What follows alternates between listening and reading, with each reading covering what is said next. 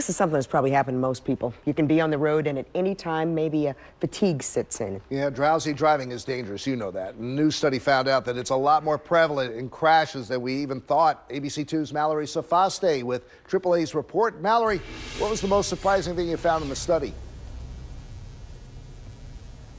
Well, Jamie, what AAA did is they put cameras in cars just like how we have now. They had one camera facing the driver, one camera facing the road. They hit record, and then they looked back at the video when there was a crash, and they found that drowsy driving was responsible for nearly 10% of all crashes, and that's a lot higher than previous federal estimates.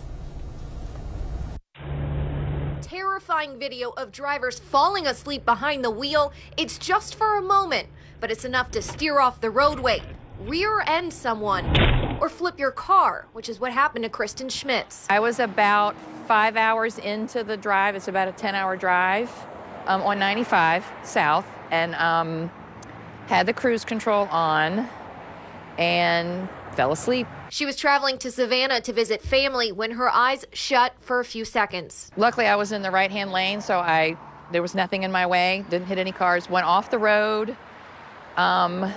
because I had the cruise on, didn't slow down, and the car flipped, landed on its side. Fortunately, she and her puppy weren't seriously hurt in the crash, and the scary event made her change her driving patterns. You think, oh, I can do it. If I get tired, I'll be all right, you know. But it's, you know, it's bad. You can hurt people. AAA hopes Kristen's story and their new research is a wake-up call to other drivers. The study looked at video in the cars of nearly 3,600 drivers over a period of several months, and researchers analyzed crash videos and looked at the faces of these drivers to detect drowsiness. They identified drowsiness in 9.5% of all crashes and 10.8% of crashes resulting in property damage. The National Highway Traffic Safety Administration has found that drowsiness is only prevalent in 1.2% of property damage only crashes. It's not like alcohol where you can detect it on someone's breath, you can take a test. Drowsiness, it's really hard to detect after a crash. And these new eye-opening statistics are meant to do just that, save a life by helping you stay awake. So the best thing you can do is get a good night's rest. The CDC recommends a minimum of 7 hours of sleep per night.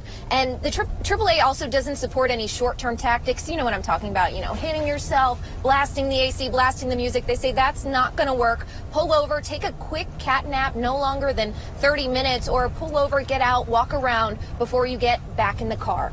Reporting live from the News Wrangler, Mallory Safaste, ABC 2 News. All right,